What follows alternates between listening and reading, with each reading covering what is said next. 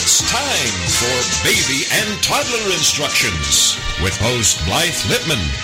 Blythe is a nationally renowned infant and toddler expert who has over 30 years' experience helping moms and dads regain their sanity, teaching them how to survive, and giving them the confidence they need to be the best parents ever.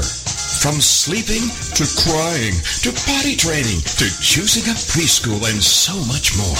If you're a parent, Baby and Toddler Instructions is the show you've been looking for. Now here's your host, Blythe Lipman. Well, good morning, good afternoon, good evening, whatever time zone you might be in. This is Baby and Toddler Instructions. Welcome. Thanks so much for tuning in to my 213th show. Yippee! Love doing my shows. Anyway, I have a great show for you today. This last day of July. Wow, is this summer ever flying by? It is unbelievable. Some of our schools have already started here in Arizona. I can't believe it. It's still hot. Talking about the weather, last week we got to 114 degrees. Then we had the biggest dust storm over the weekend, thunder, lightning, high winds. We even had hail, and the rain was sad because it only rained for about 15 minutes, and we're very dry here. We need more rain. But there was terrible storms in Colorado and other places that I see are flooded. So, you know what? I want to wish everyone nothing but sunshine and beautiful days because we have August till the end of the summer, unless you live here. Anyway, I hope you all have nice days. And no more flooding. There were a couple of recalls this week. The Dream on Me Dyna high chair, the leg or the side opening of the chair can allow a child's body to pass through and become entrapped at the neck or fall from the chair, which obviously poses a strangulation and fall hazard to the child. You know, I have to say something about this high chair. Many times you will just plop your little one in the high chair and don't think you have to hook them in. Please, please, please always use the safety belt and hook your child into the high chair. It takes 2 seconds. I've seen so many older babies try to stand up and they're on their head in 2 minutes. So always use the safety belts for any of the things you have with your kids. So that was a Dream on Me Dyna high chair. And Mayborn USA recalled the Tommy Tippy monitor with a movement sensor pad. The child can pull the sensor pad cord into the crib and wrap it around its neck. Well, that's not good either. Another strangulation hazard. Anyway, if you go to babyinstructions.com or mybestparentingadvice.com, my two websites, I have put the recalls on there with the 800 numbers as well as the websites. And if you have either one of these or anything else, make sure you stop using them. Do not try to finagle it and make it work. You want to call the company, take it back to the store, and we have to keep our kids safe at all costs every second. My guest today, Dr. Nina Shapiro, is going to be with us in just a bit, and we're going to be talking about another safety issue that's so important, choking, and what the safe foods are for toddlers. You know, there are over 10,000 emergency room incidents with toddlers because they choked on food, and they choked on foods that they shouldn't eat. And I sure hope you can stay with us for the full hour, but if not, you can always download the podcast of my other shows at toginet.com or iTunes under podcasts. But this one is such an important show. All my shows are important, but you know, who knew? So many times parents will give their toddlers hot dogs, and what Dr. Shapiro says, you can do hot dogs, but you have to cut it a certain way, and she actually has a video. But she'll talk about that and her Eat Safe project, which is so important. Also, I hope you all have met Baby Jake. He is the coolest baby on mybestparentingadvice.com, and he just got back from a trip visiting his grandparents and has some great tips right from the babe's mouth. You're going to fall in love with him and use all his tips. You know, Baby Jake tells you right from a baby's point of view what it's like to be a baby and what he likes and what he doesn't and how you can make your parenting or grandparenting easier. So go to mybestparentingadvice.com. On the side it says experts. You'll see Baby Jake along with a lot of other experts and some great information. Also, if you've been listening, you know I like to share a few of my own tips from my books, Help, My Baby Came Without Instructions, and Help, My Toddler Came Without Instructions. So this week, I am going to be sharing something from a chapter in my toddler book called There's a Whole Lot of Playing Going On. Since we're going to be talking about safe foods, I wanted to talk a little bit about playgroups with you because many times you'll serve snacks. So let me share just a couple. You know, it is summer and you do have kids over sometimes, and there's all kinds of different playgroups. There's an organized, paid playgroup, mom organized, informal. There's all kinds of playgroups that you can have 1, 2, 3 kids, depending on the age. But just a couple things I wanted to share.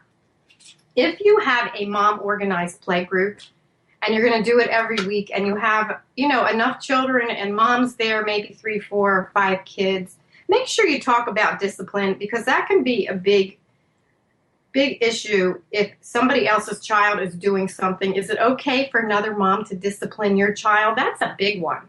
I mean, talk about it with the moms, and how do you want to handle it, and who's in charge? Also, if you're going to be having the playgroup for 2 hours or more and serving a snack, it's great to do it at the halfway point so everybody calms down and the children can have a drink, and ask the parents if the children have any food allergies, and make sure after this show you check the safe foods list. If you're going to be serving and parents aren't going to be bringing their own, make sure you serve something that is safe. Also, another tip, if it's summertime, I love this. Have the playgroup over. Tell the moms to dress all their children in bathing suits. Get a bunch of spray bottles, sponges, little plastic Tupperwares, and fill everything up with water. And let the kids play. Get some paint brushes. Let them dip it in the water. Paint the sidewalk. Also, if you want to be a little messier, you can have some outside sidewalk chalk. That's a really fun activity to do with a playgroup, as long as it's not too big. And serve your snack outside. So those are just a couple tips from Help. My Toddler Came Without Instructions. All my books are available on Amazon.com, BarnesandNoble.com, my websites, baby instructions, my best parenting advice. And also, if you don't have time to read, the books are on Audible.com. So let's see, what else do we have today? Oh, a couple interesting things I found in the paper on Sunday. There was an article that talked about education and divorce norm is upended. They used to say that well-educated women can stop worrying about having more education than their husbands. According to the latest study in the heterosexual marriages, they are becoming less bound by traditional gender expectations, which we know. And many times, mom is more educated than dad. And it used to be an issue years and years ago. It used to cause a lot of divorces. But you know what? Not anymore. Times have changed. We have lots of stay-at-home dads, and we have moms that go out and they're the breadwinner. It's interesting, from 1975 to 1979, 22% of the women were more educated than their husbands. And in 2000 to 2004, it rose up to 29%. And then in 2004, it was like 50%, so it was sort of equal. Anyway, it says that if you're more educated than your husband, you don't have to worry about divorce anymore. But again, it was another study, and you know me, I share these studies, but you have to take them with a grain of salt. We're all different. Just enjoy each other in your relationships, and whatever works, works. Also, before I tell you about my guest and welcome her, how many times do you use a Ziploc baggie to put something in? Your kids' toys, a snack, even a wet diaper when you're out. So I was reading the New York Times on Sunday, which I love to do, and in their magazine, in the Who Made That section, they talked about who made the Ziploc bag, and I thought this was pretty cool. It says, it seems hard to believe now, but people did not know how to open the bag. Stephen Ossett, the developer of the original Ziploc bag, told an audience he recalled that sometime around the 1960s, his company persuaded Columbia Records to try a plastic sleeve with a zipper on top for albums. At the final meeting, the guy called in, his assistant handed her the sealed bag and said, "Open it." And he was praying. And she stood there and she looked at it and she looked at it, and his heart was sinking. And then she tore the zipper right off the bag. Well, this was 1960s sometime. But it's interesting because Osnet, who fled the communist Romania with his family in 1947, had been experimenting with plastic zippers since 1951.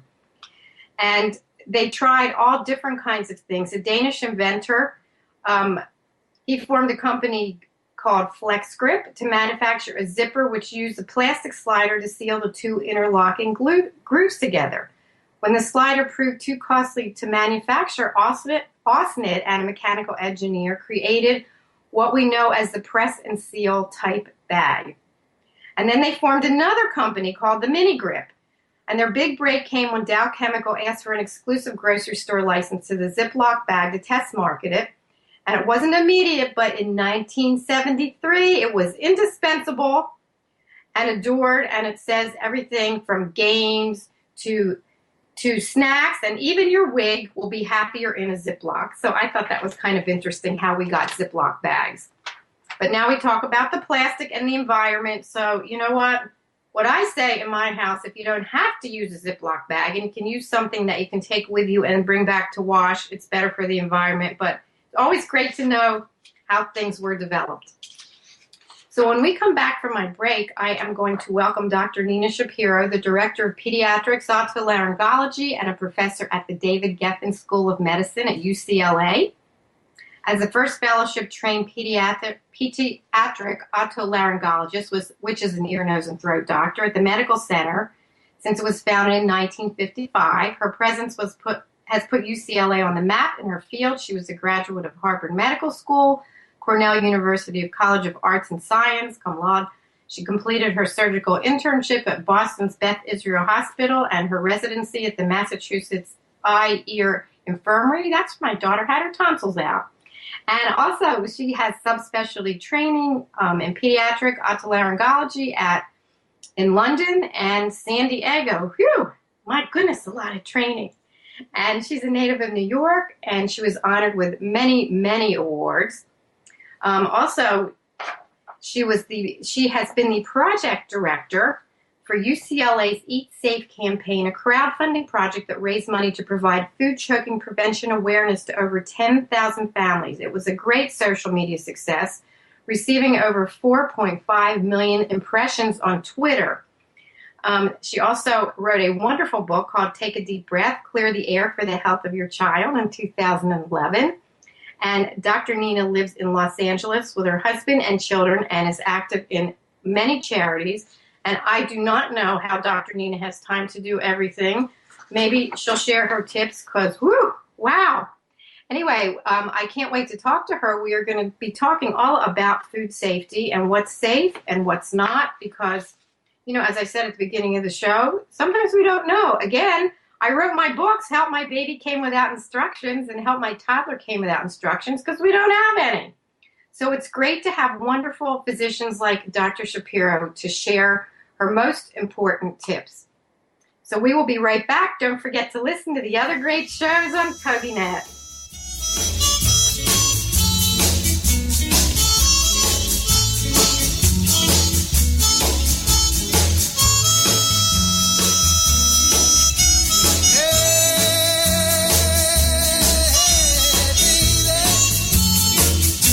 We'll be right back with more Help My Baby Came Without Instructions. It's Baby and Toddler Instructions with Blythe Lipman on TogiNet. We'll be right back right after these.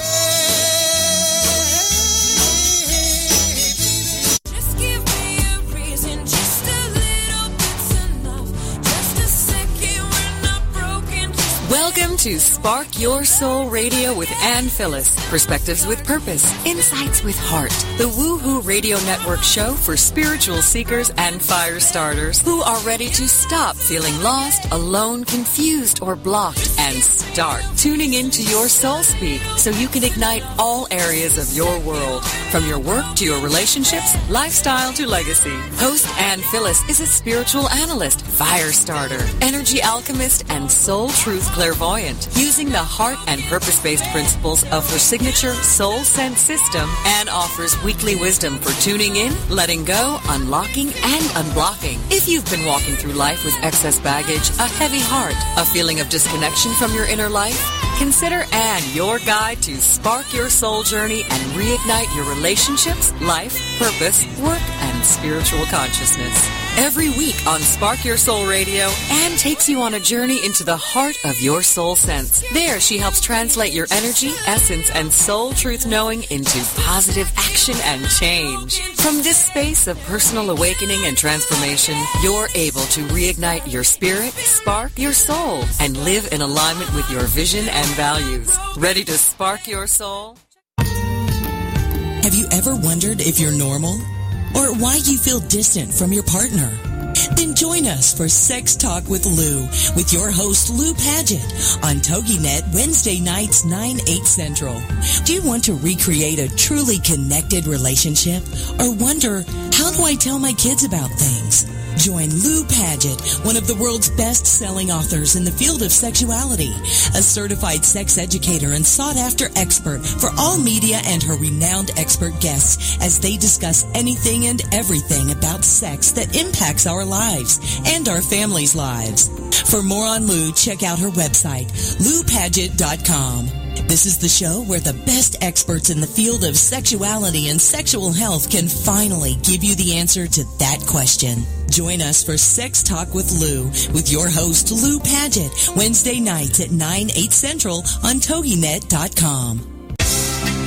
Welcome back to Baby and Toddler Instructions with Blythe Lipman on TogiNet. The hour for all moms with little ones to come for great advice, encouragement, and great ideas for all new parents. Now, back to the show with Blythe Lipman. Well, welcome back to Baby and Toddler Instructions. Thanks so much for tuning in. I am here and want to introduce you to my wonderful guest, Dr. Nina Shapiro. So welcome to the show, Dr. Nina. Thanks so much for being on today. Oh, thanks for having me. It's always a pleasure, Blythe. Do I need to add anything to the bio? Wow, you're busy and training, and I'm tired. You did. I think you covered everything. You did great. I did it one at a time, so now I multitask, but all of that was one thing at a time, so it doesn't sound so bad. Well, we all have to multitask, I know. We never used to. I don't think our moms did. I think they did the laundry and sat down and had coffee. Yeah, exactly. But now we have so much access to, social media and everything. We can do everything at once. We can. And some days it's good and some days it's not so good. Exactly. Anyway, I want to get right into this about your Eat Safe project and the safe foods because, I've been around many, many toddlers, and the one thing that scares me, I'll have a mother say to me, oh, you know what? And this is a true story. One mom said, oh, I don't worry about her, as she was giving the baby a hard candy. She's got a really good gag reflex and knows what to do if she chokes. And I said, no, don't do that. I mean, it's scary because there aren't instructions, and some foods are not safe. And I don't think it has to do with a gag reflex, does it? No, it doesn't at all. And really, and I hear that all the time, too. I hear that certain foods that are, quote-unquote, healthy, parents like to give to their child, chunks of vegetables or even nuts. They think they're healthy for even, kids younger than toddlers, kids who are barely a year old, they're giving them. And they say, oh, my child knows how to chew, my child knows how to eat well. And it really has nothing to do with that. These are purely reflexes and coordination and the structures, their anatomy, and they are just not developed enough to eat these foods. And it's true, most people don't know about it. And every parent I see where I've treated their child for a food choking accident, they all say the same thing, and that is, had I known this wasn't safe, of course I would never have given it to my child. And it's just, yes, that we don't have instructions, but one of my concerns is that foods are not labeled for safety. All they need is a label to say not safe for kids under 3, and there would be a huge reduction in all these horrible events. Oh, I so agree, and I was so excited to see your Eat Safe project because, you know what, the word has to go out there because it's not going to change, as long as we have little ones. So, and what about teeth? They don't even have teeth, and because the kids are gumming it, many parents think it's okay because they may have 4 teeth or 6 teeth, but not the molars. Right. And, the molars come in at about 3. And even with that, what I usually say, I just use the safe number of, 3 to 5 years even. And the reason I don't say 3-year-olds are safe is that they're still in preschool. They're still not mature enough to sit when they eat. They really don't have the coordination even when they get those little molars in the back. So what age who's at most at risk for choking? The babies, the 6 months, 9 months? The highest risk are the 10 to 36-month-olds. So the 10-month-olds are crawling, they're just starting to walk, and so it's sort of the beginning of mobility. And a lot of the choking accidents happen when children are crawling around on the floor and there's something on the floor, a little popcorn kernel that's unpopped, that fell on the floor that nobody saw, an extra bean, an uncooked coffee bean, an unground coffee bean, these little things on the floor. So the toddlers are really the highest risk for choking, and it's also the time in development where they're putting everything in their mouth, whether it's food or otherwise. So those are the kids who are the highest risk. And then as they get older, after 3, it's a little lower risk, but certainly up until 5 and even occasionally 6-year-olds, we see them choke on food. And it happens so quickly because I know, that many times we'll talk about childproofing your house, and part of it, I always tell parents, get on your hands and knees and crawl around and see what your baby sees. Right. There's a lot down there. There is a lot down there, and it's not just the cords from your computer that are hanging that are so pretty. Right. So it's the young kids. It can happen in a second. Most of these episodes are unwitnessed.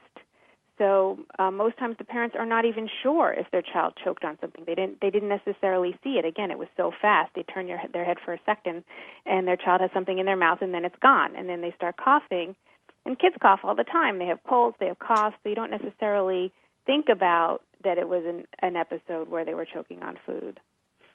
So it's not true that when a child chokes on food, it's going to absolutely get stuck in their throat and they can't breathe. I think many parents think that's what happens, so their kids are safe if it goes down.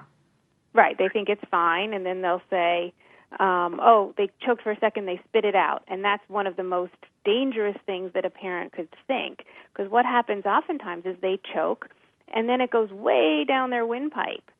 And it sits at the very bottom of the windpipe, and it can block off part of one of their lungs. And kids could get along quite well with one lung or 1.5 lungs for weeks on end. And the parents will think that they coughed and they're fine, and then all of a sudden they develop a cold or bronchitis and then pneumonia, and it's actually that there was a piece of food stuck in their airway for weeks. And this is something that we see, unfortunately, all the time. So if your child does choke on something and then they seem fine, I always recommend that they still need to see their doctor afterwards. So once let me say this again to see if I have it right. So they get the food, they choke on it, it goes down, they cough a little, or do they keep coughing for the weeks that it's deep? Or do you not see it until they're sick? Is that what you said? Well, sometimes they cough when it happens, and then they seem fine. And they can seem fine for a couple of hours, and then they really develop some trouble breathing, or they can seem fine for weeks. But because the little piece of food is sitting in their lower windpipe, they can start developing other symptoms that look like a cold. A cough, a little bit of wheezing, a little bit of a fever, just not feeling well, feeling under the weather, having trouble eating because they're just uncomfortable. So sometimes the signs are quite subtle. And it's not as obvious as a child choking where you need to get the food out right away. Those are more of the dramatic, life-threatening episodes that we see occasionally, but more commonly the food does pass, but it gets stuck lower down. So here's a question that I know many moms will want to know. Your child chokes, they're fine. Then all of a sudden you take them to the pediatrician because they do have these symptoms, whether it's a cold or whatever, and your pediatrician says, it's just a cold because, and you forget to say, your child choked because there was an incident, it was over. Right. How do you get through to a pediatrician without sounding like a total crazy hypochondriac that your child did choke, and what can we do? What's the next step? Is it a CAT scan? Is it an X-ray? Or what? How do you get through? Because you know how many colds, what did you say? Children get 9 colds a year? Right, exactly. And you were on the show before, so what do you do? What's the next step? Right. So I think, most astute pediatricians will know that if a parent tells them that they had a choking episode, even if it was a day before or weeks before, they're going to take a much closer look. And what they do, one of the telltale signs of a child who's had a choking episode, whether it was, again, that day or even weeks before, is one lung is going to sound different from the other. You can't have asthma on one lung. So, you can't have a cold on one lung. So if they take a listen with their stethoscope and they can hear that it sounds different, that one lung sounds clear and one lung doesn't, that should alert them. A good pediatrician will be alerted that there's something on one side that shouldn't be there. And then they may decide to get an X-ray. And, even if it's, a lot of things don't show up on X-rays, but what will show up is that the lungs don't look the same. One looks a little bit hazy, fluffy, may look like there's a little bit of fluid in it, and that's usually a sign that there's something there. So never, I think parents should, they're always worried, I don't want my pediatrician to make me think I'm stupid, and I don't, they think I'm crazy and I'm over-calling things. You know what? Better that than the other extreme. I never get upset when parents call me for things that are trivial. What I get upset are the parents where they ignore things that are potentially dangerous. Exactly. And I think all people who take care of kids know that some things are going to be nothing, and we prefer that. We prefer a lot of nothing to one really bad thing. And to all my listeners, this is coming from a doctor who is also a mom, and I'm sure she goes to a pediatrician. So this is great advice. So many times we're intimidated because we think it's stupid, and nothing's stupid. Like Dr. Nina says, call the pediatrician. When you're a new parent, nothing's stupid. Nothing's ever stupid. Don't use that word because you're new. You don't know. Right. And again, the worst thing that can happen is the pediatrician will roll their eyes over the phone, and that's fine. But again, we much prefer that. A 5-minute phone call or a 5-minute visit where your child is perfect. We'd much prefer that to, I wish you would have brought your kid in when we could have done something. Exactly. I'm so glad you said that. And if they are rolling their eyes, you won't see it if they're on the phone. Exactly. We try to be polite about that. Yeah, most pediatricians won't do that. However, I do have to say this. We're all different, and we all have different personalities. And choose a pediatrician that you feel comfortable with because your child's going to be with them for 18 years, hopefully. Right. You won't have to switch, and make sure you're comfortable and that you can talk to them. Some parents need more phone calls. Some parents need less phone calls. A lot of parents have grandparents around that they ask. So, choose your pediatrician that you can talk to, and they won't be rolling their eyes on the phone or in front of you either. So, we're going to have a break in about 30 seconds. And when we come back, I want to talk to Dr. Shapiro about the foods that are safe and that are not safe. If you have any questions, you can call us at 877-864-4869. That's 877-864-4869. Or you can go to toginet.com, and there's a chat line if you don't want to be on air. But we love people on air. So call us with your questions, and we will be right back.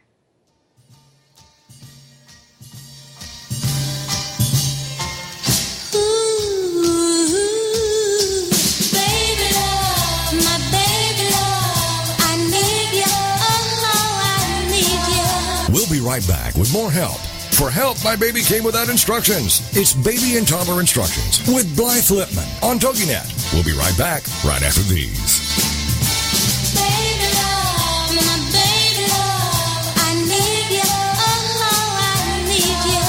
Join us every Monday at 10 a.m. Central for the Johnny Rowland News, Guns, and Motorsports radio show with commentary about current events, guns, shooting, and firearms issues, automotive and motorsports features, and special music presentations. Johnny is recognized as an international firearms authority and ballistic engineer, as well as an accomplished and widely recognized automotive designer and longtime TV and radio host.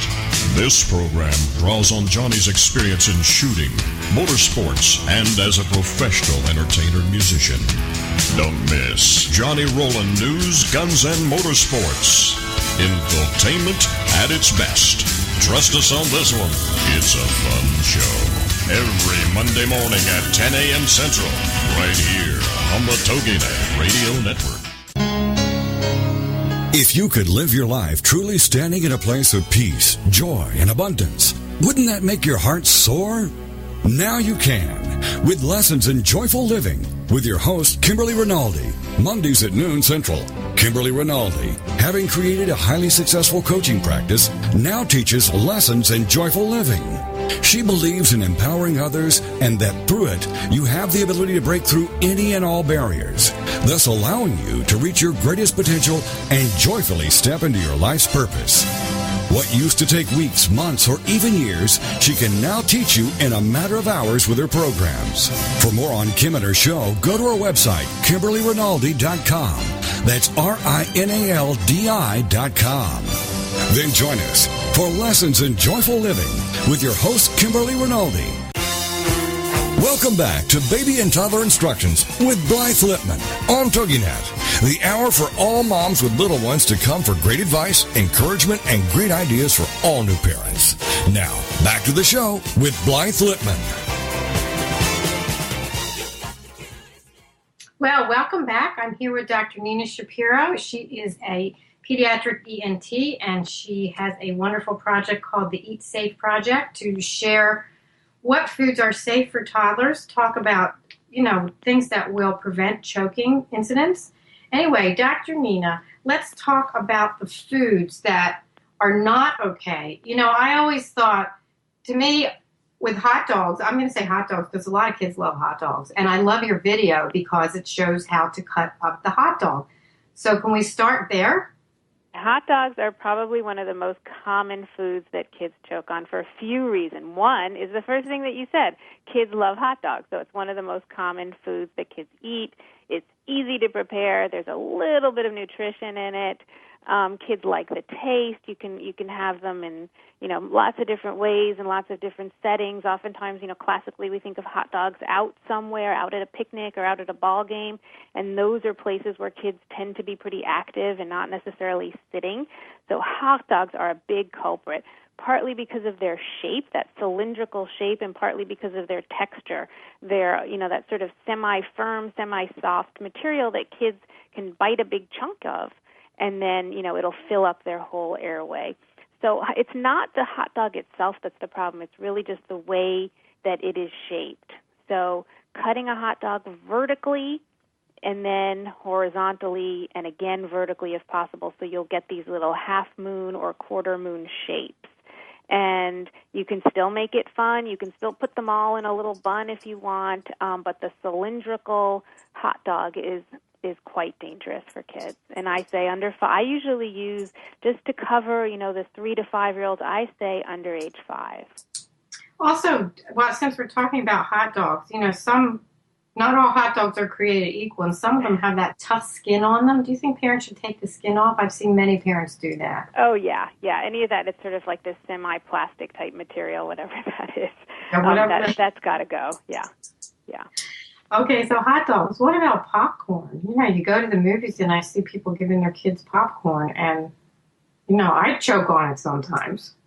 Yeah, popcorn is sort of a lesser-known high-risk food because we think of it as these light, fluffy, popped nothings that they should be safe, and they are very dangerous. And again, one of the reasons is exactly what you said. People eat them in a dark movie theater. So you can have a child choke, and if it's a loud movie and there's a lot of action going on and lots of loud kids, you won't necessarily hear that your child is choking. Popcorn can be deadly actually for young children. So I am very much against popcorn for young children. The partially popped or unpopped kernels at the bottom, those are perfect to fit down a young child's airway. So popcorn, absolutely not. And it's a good food. It tastes good. It's mildly healthy, but it is really dangerous. There are a lot of popcorn-type foods that are made now that are not actually popped kernels that are much safer, the real soft stuff that they sell. What do you think about rice cakes? Rice cakes are fine, I think. I mean, again, kids can choke on anything. Kids can choke on a Cheerio.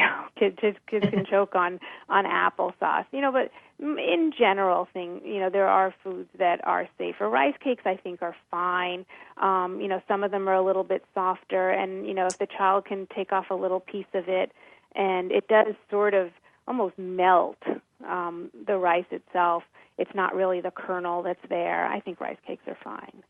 Also, I want to go back to the hot dogs a minute. Can you tell my listeners where they can find information about Eat Safe and your wonderful video? So there are a couple places they can find it. They can find it on my website, which is www.drninashapiro.com. UCLA Health also has this week health tip for parents, and I can post that on your site as well. It's uclahealth.org. And then if you go to Health Tips for Parents, you can find a video. It's actually a patient of mine whose son, he was 15 months old, and he choked on a cashew. And it was a classic example. The cashew was sitting in his airway for weeks before it was discovered because he seemed, quote-unquote, fine for a period of time before his symptoms became much worse. Is that healthtips.org or .com? .org. Okay, I will put all this on my site too, and I'll get you to put your things on.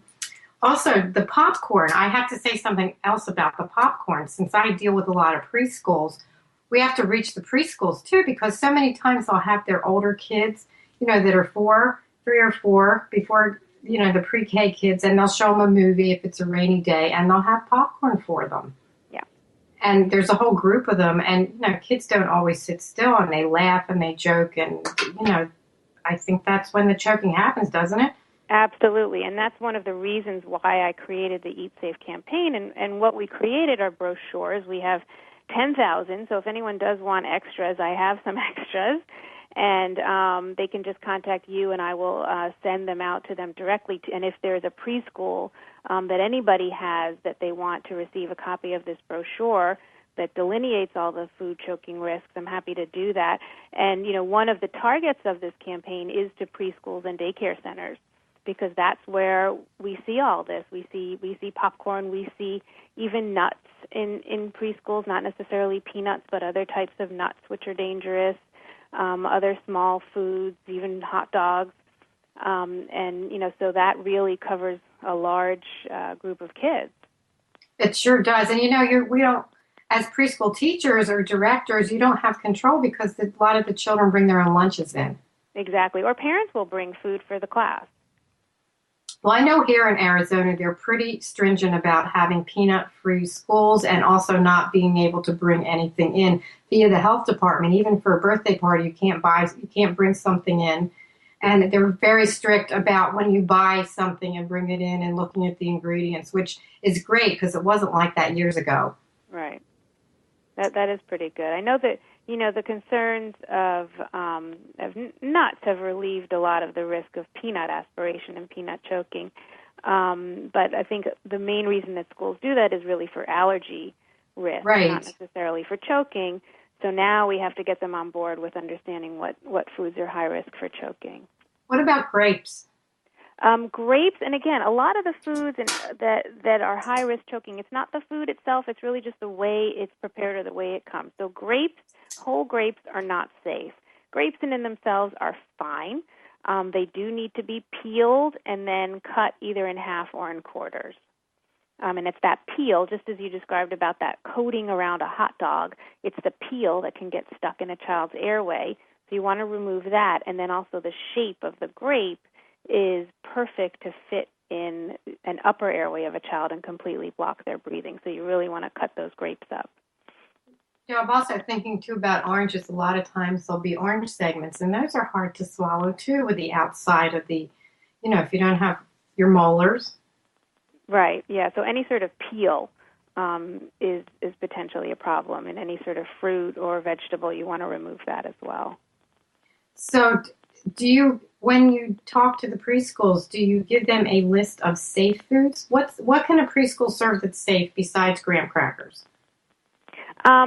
I think, again, grapes are fine if they're cut. I think most fruits are fine, things like strawberries, blueberries, assuming the children don't have allergies. A lot of the seasonal fruits are fine. Apples are fine if they're peeled and then sliced really thinly, almost like these little crescent moons. The thin apple slices, pear slices are fine.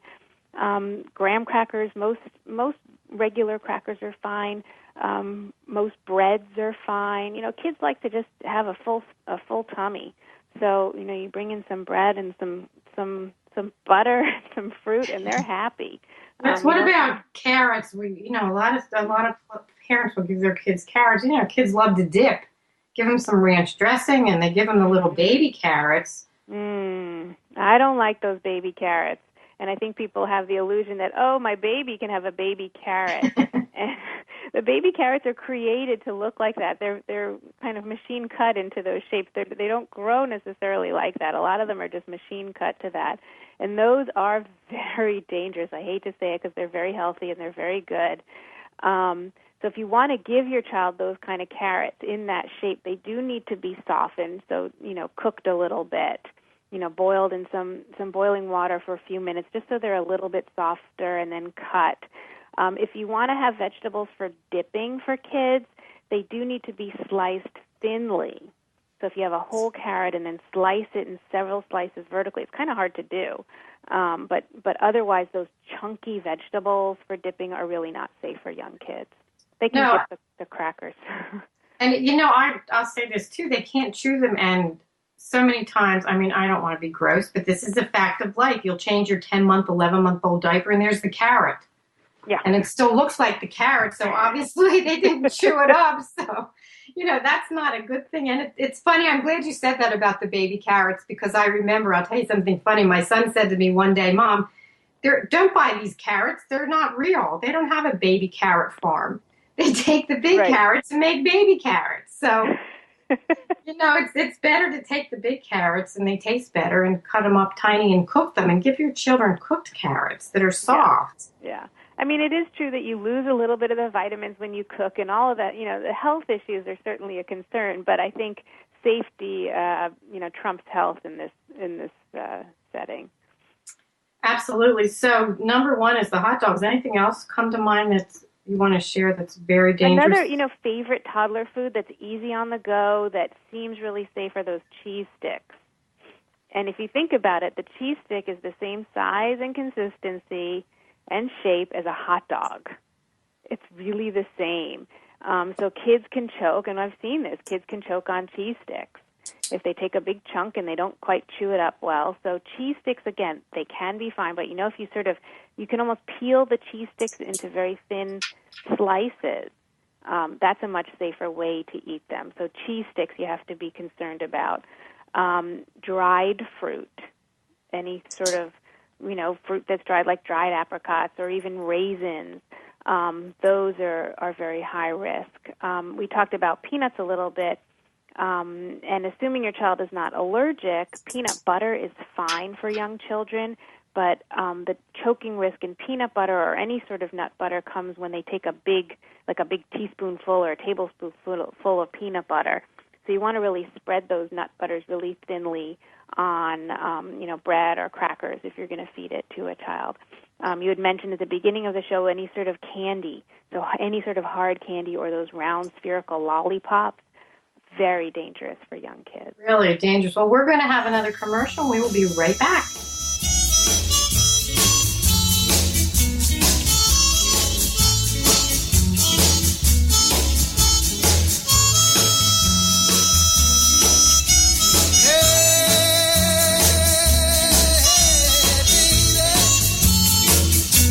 We'll be right back with more Help My Baby Came Without Instructions. It's Baby and Toddler Instructions with Blythe Lipman on TogiNet. We'll be right back right after these. This is God in Country, the collision of faith and politics, hosted by nationally known speaker, Reverend Dr. Sean Michael Greener. Not your typical Rev. Dr. Sean is a proud military veteran, former law enforcement officer, and founder of the internationally regarded Executive Protection Team. Dr. Sean holds a bachelor's degree in biblical counseling and master's and doctorate degrees in theology, and is currently pursuing a doctorate in ministry with a Hebrew worldview focus. Through his counseling, elite life coaching, and national speaking, this ninja pastor tells it like it is. This series is biblically and politically engaged with the pedal to the metal. Join host and author of the acclaimed yet controversial book, Excellence Killed the Church, How Mediocrity is Destroying America, Dr. Sean Michael Greener. Every Monday at 4 p.m. Eastern Standard Time, right here on this radio network.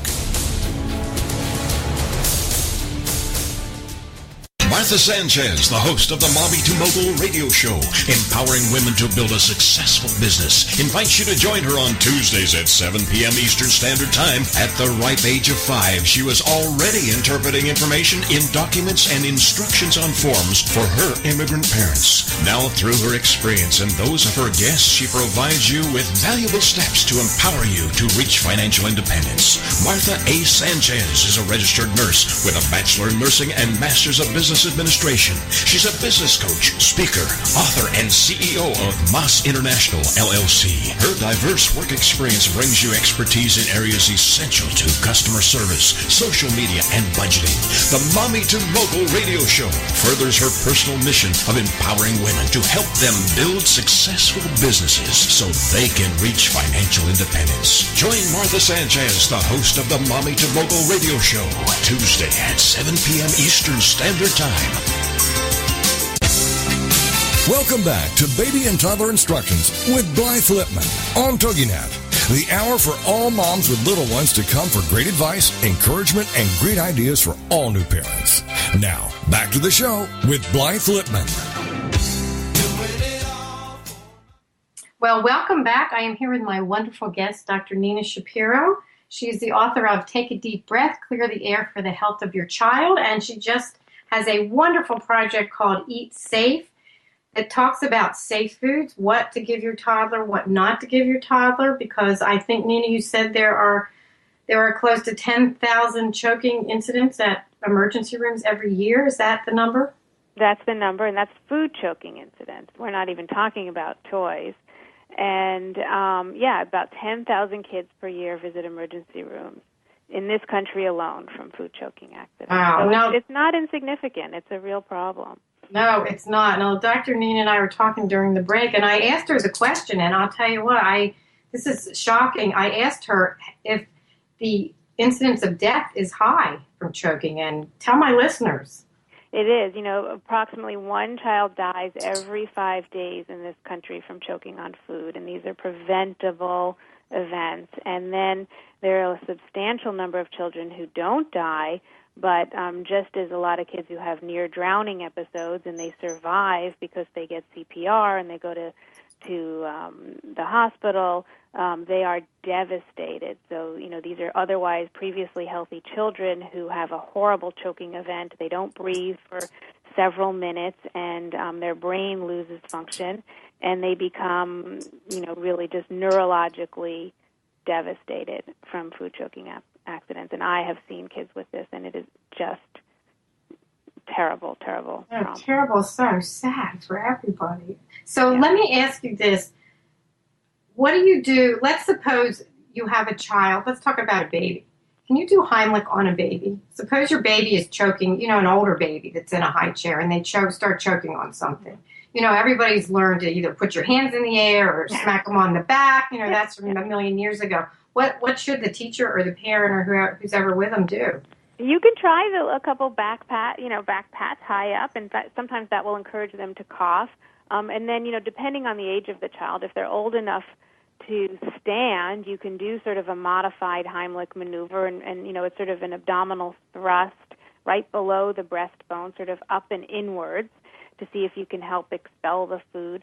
If it's an infant, you can lay them on your lap, either facing down or facing up, and doing back thrusts and abdominal thrusts, sort of back and forth. If the child is crying and choking, you want to leave them alone. You don't want to start slapping them around, because that means that they're breathing. And so you don't want to make it worse. You don't want to stick your finger in their mouth if they're coughing. Let them try to. They have good coughs. These kids are strong. They can try to cough it out themselves. So if they're doing that, let them. If it is silent and they are trying to breathe and they can't, that's the time that you need to be more aggressive and just try everything to try to get that piece of food out. If you see something, only if you see it, you can reach in and try to grab it. But if you think you see something and you stick your finger down there, you may just push it further down. So the scoop method that, people have done for years, moms stick their fingers in their baby's mouth, not a good idea? Not a good idea unless you see the food and you really think you can grab it out. But otherwise, more likely than not, you're just going to push it down further.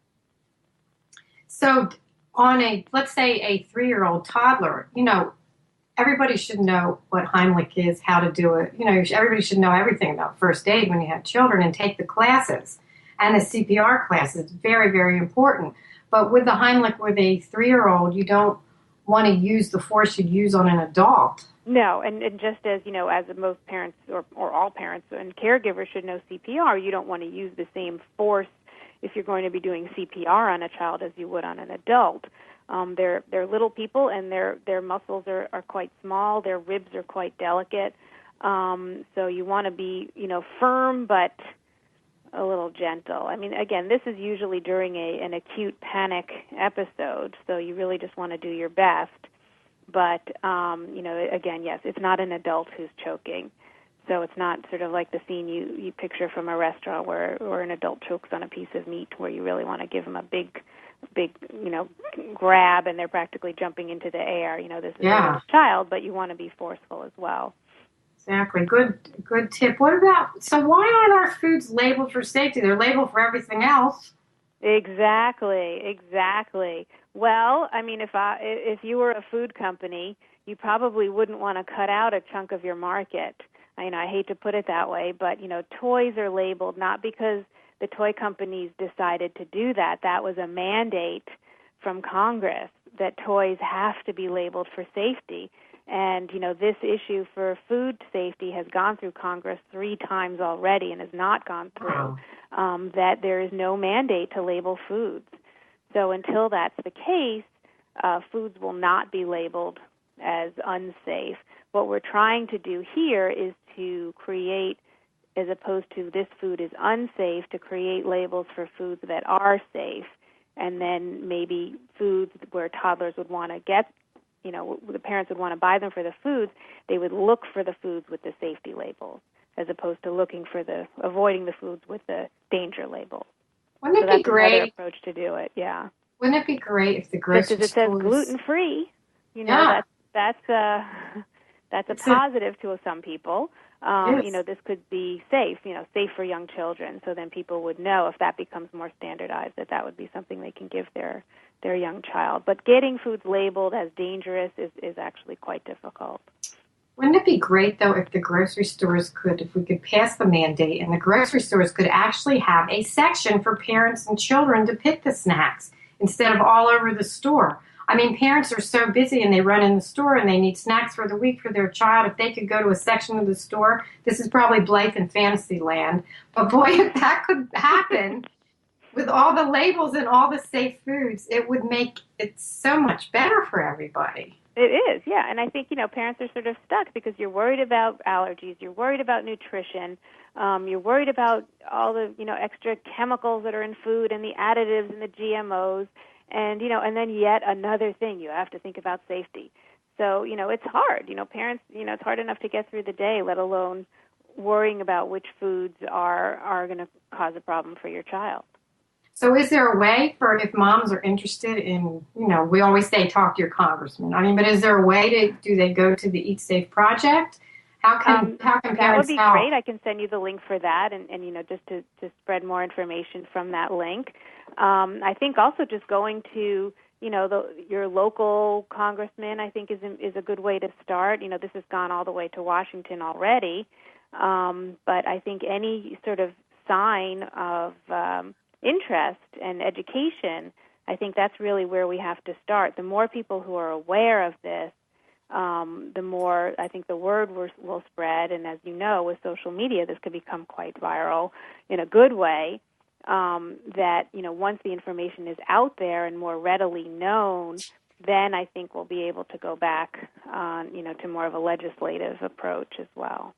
Ken, before it's mandated, is it legal for you to go to any of the formula companies and you know how you get the goodie bag before you go home from the hospital to have something in that bag with all the information? I think so. I think, any sort of extra information is fine. That's a big controversy, too, whether moms and dads should leave the hospital with formula. Not for food choking, but just whether that is sort of not encouraging breastfeeding early on, and whether that's just encouraging formula feeding. But I think information is certainly reasonable, and that's not considered against any food company to do that. No, you know what? We can never get too much information as far as I'm concerned, because, again, you have to listen to yourself, your gut. We're all different, and whatever works. And I just think people say, oh, I'm bombarded with all of this, but I think it's so important to look and see what applies to you. So right. You have given us terrific, terrific information today, and we're at the end of the show. So one more time, tell my listeners where they can find you and your information.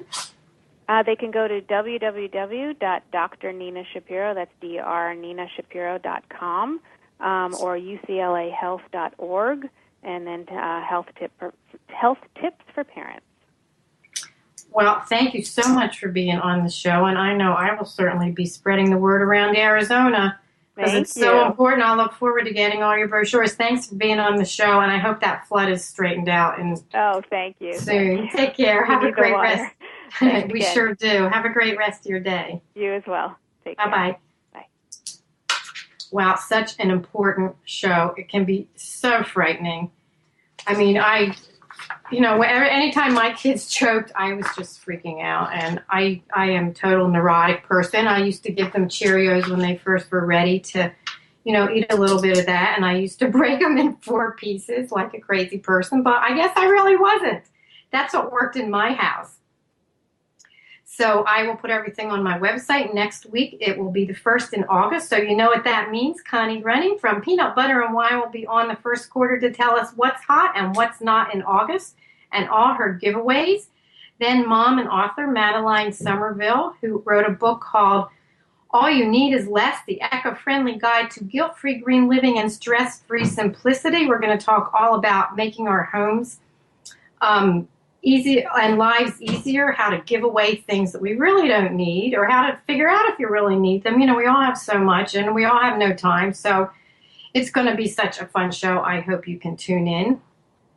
Also, again, don't forget to listen to the other great shows on TogiNet. We have wonderful shows, wonderful hosts. And take a look at my sites, mybestparentingadvice.com and babyinstructions.com, and follow me on Facebook, Twitter, Pinterest, LinkedIn. I have all kinds of pictures. I have great tips, and I hope you'll visit mybestparentingadvice.com and fall in love with the expert baby Jake like we all have. He's just great. So today I'd like to leave you with these little gems. Folding laundry with a toddler is like trying to straighten a desk full of papers while the fan blows on it. Boy, that's for sure. And how true is this? Silence is golden unless you have a toddler. Then silence is very suspicious. So I'm so happy you could tune in again today. And if you're listening to the podcast and you have a question, you can always contact me via babyinstructions.com or mybestparentingadvice.com. And if you're having an issue, you just don't know what to do, call my office, 480-510-1453. Thanks for tuning in. Have a great rest of your week. I will see you next time. Bye-bye.